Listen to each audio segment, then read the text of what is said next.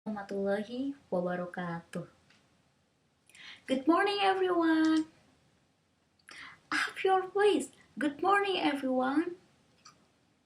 How are you today? Oke, pada semangat pagi hari ini? Oke, masih semangat. Sebelum kita memulai pelajaran, alangkah baiknya kita berdoa terlebih dahulu dipimpin oleh ketua kelas. Alhamdulillah, sekarang Ibu ingin mengecek kehadiran kalian ya. Indi Puspitasari, Hadir. Selvi Susilawati, Hadir. Rudi Indra, Hadir. Yahwa. Hadir. Alhamdulillah pada hari ini pada hadir semua sehingga bisa mengikuti pembelajaran biologi. Oke, sekarang Ibu akan menampilkan PowerPoint terlebih dahulu ya. Nah, sebelum memasuki materi, di sini Ibu mempunyai tujuan pembelajarannya. Mungkin bisa dibacakan oleh Indi Puspitasari. Oke, di sini Ibu mempunyai 3 tujuan tadi yang telah Indi Puspitasari bacakan. Dan sekarang pembacaan Al-Quran oleh Rudi. Alhamdulillah, dalam surat An-Nahl itu senantiasa kita harus sebagai manusia kita harus bersyukur karena Allah telah memberikan semua panca indera sehingga bisa dimanfaatkannya. Jadi Ibu ingin bertanya terlebih dahulu, di dalam anggota tubuh kita ada 5 panca indera. Mungkin ada yang bisa menyebutkan? Oke, Jahwa, boleh. Ya, baik. Nah, yang telah dijelaskan oleh Jahwa itu ada 5 panca indera. Apa saja? Nah, seperti mata sebagai penglihat, hidung sebagai pembau, dan lidah sebagai perasa, telinga sebagai pendengar, dan kulit sebagai peraba. Struktur hidung. Nah, kalian bisa melihat ya gambar tersebut. Nah, di situ ada diberi nomor-nomor. Nah, nomor yang pertama di situ ada lubang hidung dan bulu hidung. Mungkin ada yang tahu pengertiannya? Belum ada. Oke, Ibu jelaskan. Lubang hidung yaitu jalan masuk dan keluarnya udara pernapasan. Nah, kalian kalau keluar udara itu dari lubang hidung. Dan yaitu yang bulu hidung untuk menyaring udara. Yang kedua, rongga hidung dan selaput lendir. Nah, ini untuk menyaring udara kotor. Dan yang ketiga yaitu silia ujung saraf pembau, mendeteksi zat kimia atau rangsang bau yang ada dalam udara pernapasan. Yang terakhir yaitu saraf olfaktori. Mungkin ada yang bisa menjawab apa itu saraf olfaktori? Ya, Jahwa. Ya, betul. Benar kata Jahwa, yaitu saraf olfaktori yaitu mengirimkan rangsang bau ke bagian otak sehingga otak bisa mendeteksi bau. Sehingga bau itu bisa dideteksi bau yang sedap maupun tak sedap. Sekarang kita ganti slide yaitu fungsi indera pembau. Nah, fungsinya itu di sini ada 3. Fungsi yang pertama yaitu alat pernapasan yang tadi telah Ibu jelaskan. Nah, ketika kita menghirup udara masuk ke dalam hidung, langsung paru-paru dan proses pertukaran oksigen akan terjadi. Yang kedua yaitu mencium bau. Mencium bau yang sedap maupun tak sedap pasti melalui hidung. Berarti dapat dikatakan hidung yaitu memiliki peranan sebagai indera pembau. Berarti memiliki reseptor bau. Letaknya ada pada bagian hidung, lebih tepatnya di saraf olfaktori yang tadi telah jawab ya. Dan yang terakhir yaitu menyaring udara. Udara yang masuk jika tidak disaring akan sangat kotor. Bayangkan jika kotoran kita dalam hidung itu tidak disaring, itu sangat akan membahayakan. Ya, jadi karena hidung mempunyai bulu-bulu yang berfungsi untuk menyaring udara dan di dalam hidung pun juga terdapat selaput lendir. Nah, selaput lendir ini berfungsi untuk melembabkan hidung. Nah, di sini ada kelainan pada hidung yaitu penyakit ya. Nah, yang pertama yaitu anosmia. Nah, anosmia itu ketidakmampuan total hidung untuk mencium bau. Jadi hidung itu tidak bisa merasakan bau-bauan. Berarti total benar-benar tidak mungkin ada yang pernah merasakan. Oh iya, jawab pernah. Ya, itu disebut ya anosmia ya. Nah, yang kedua itu ada hypsomnia. Nah, di hypsomnia ini adalah penurunan sebagian kemampuan. Nah, kalau tadi anosmia itu total tidak bisa mencium. Nah, di hypsomnia itu hanya setengahnya saja, tapi bisa mencium aroma sedap ataupun tak sedap, hanya agak remang-remang ya. Yang ketiga yaitu sinusitis. Nah, sinusitis ini adalah radang pada rongga. Nah, ini disebabkan oleh apa? Sering berenang, alergi, dan yang keempat yaitu polip hidung. Nah, di polip hidung ini itu iritasi di lapisan dalam hidung seperti bersin, pilek, tersumbat hidung. Nah, ini yang sering biasa kita alami atau orang-orang di sekitar. Sekarang Ibu akan menampilkan struktur lidah. Mungkin bisa dibacakan oleh Selvi Susilawati dan teman-temannya bisa menyimak, dan jika tidak ada yang dimengerti bisa ditanyakan kepada Ibu. Oh, kalian sudah mengerti. Oke, sekarang fungsi lidah. Nah, di dalam fungsi lidah ini yang pertama yaitu sebagai perasa. Nah, ada 4 rasanya seperti asin, manis, pahit, dan asam. Nah, asin ini ada di bagian kiri kanan lidah. Nah, seperti kita makan keripik atau yang lainnya. Kalau manis ada di ujung lidah. Kalau pahit ada di pangkal lidah, dan yang asam ada di samping kiri kanan. Yang kedua yaitu membolak-balikan makanan. Nah, kenapa kita harus fungsinya membolak-balik makanan? Ketika kita mengunyah makanan dan seterusnya makanan akan dibolak-balikan untuk mempermudah proses pengunyahan dan membantu menelan makanan. Yang ketiga yaitu pembentukan huruf.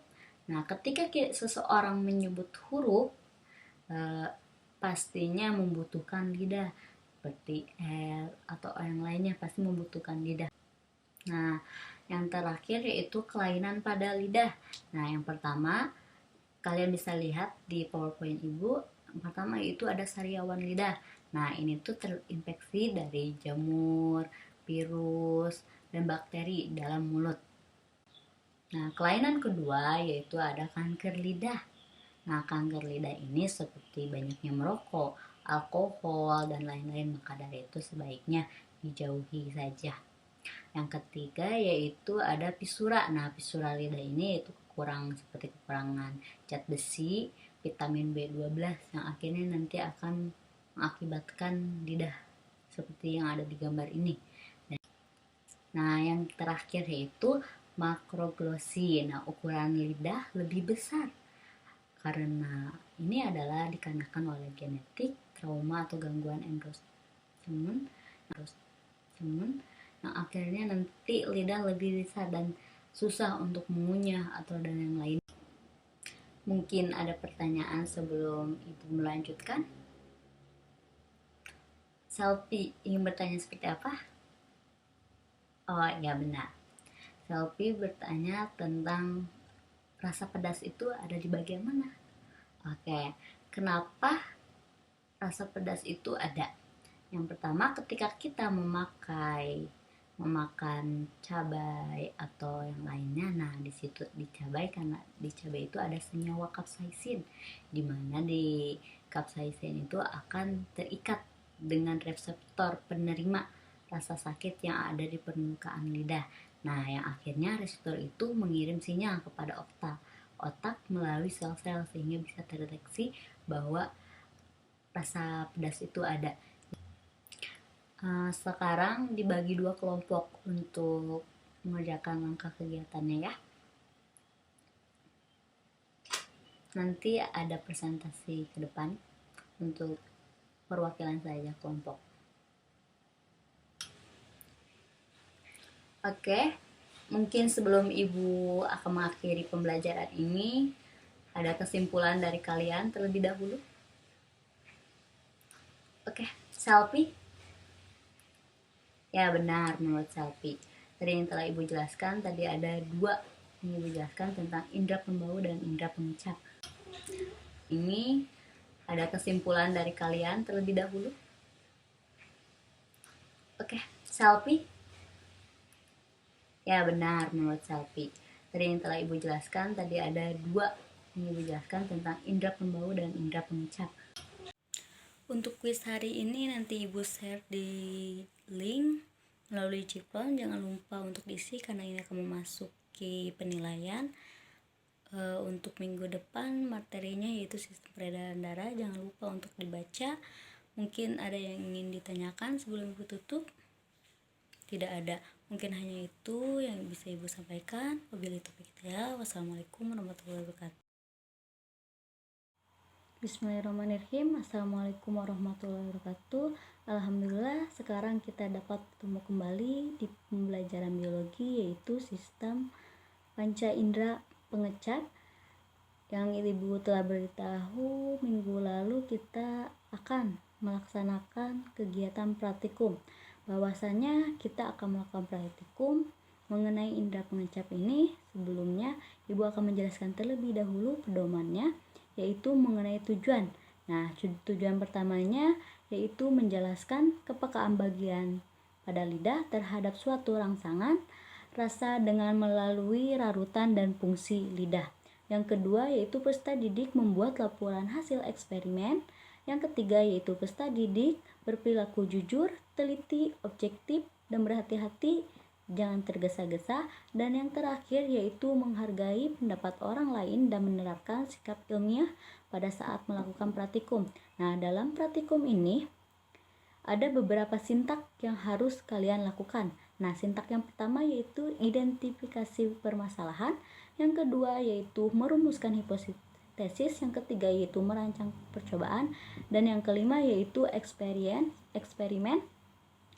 Nah, sekarang dalam melakukan identifikasi permasalahan yaitu menjelaskan fungsi lidah untuk mengenali pada indera pengecap dan apakah setiap bagian lidah dapat merasakan rasa yang berbeda. Dan ketika merumuskan hipotesisnya, apakah ada indera pengecap lidah yang mendapat merasakan manis, asam, pahit, atau terletak di ujung lidah, tengah samping atau dengan samping belakang. Ditemani oleh rekan saya yang akan membantu saya dalam praktikum kepekaan rasa pada lidah. Sebelum memasuki uji coba yang nantinya ketika melaksanakan uji coba, di sini ada tabel yang nantinya akan diisi. Sekarang waktunya untuk berkumur terlebih dahulu seperti yang saya tadi jelaskan langkah-langkahnya. Kumur pada rekan saya agar nantinya bisa menetral dan langsung dikeringkan oleh tisu. Setelah itu celupkan ketumbar pada satu larutan, yaitu larutan manis terlebih dahulu, yang nantinya akan diaplikasikan pada ujung lidah, samping depan, samping belakang, tengah, dan pangkal lidah. Boleh diuji coba. Yang depan apakah dapat merasakan atau tidak? Dapat merasakan. Kalau yang samping, Iya. dapat merasakan. Kalau yang samping belakang, Ya. Tengah, Tidak. tidak. Pangkal lidah. Oke. Ke larutan yang kedua yaitu larutan jeruk nipis. Berkumur terlebih dahulu seperti kegiatan yang tadi dilakukan dan langsung dikeringkan. Setelah itu mengganti cotton butter baru dan dicelupkan. Sekarang diaplikasikan ke area ujung lidah, merasakan. Samping lidah, Merasakan. samping belakang, Merasakan. oke. Tengah, Tidak. tidak. Pangkal lidah, Tidak. tidak. Oke, dan langsung berkumur terlebih dahulu lagi. Dan lanjut ke larutan ekstrak daun pepaya.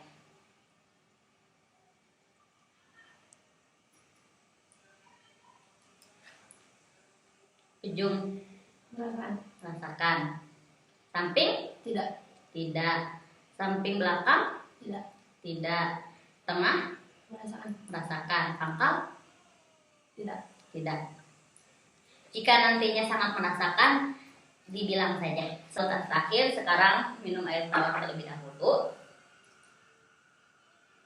dan mengganti tisunya. Kita bisa kering lagi lidahnya ya. Yang terakhir yaitu larutan garam. Dicelupkan seperti tadi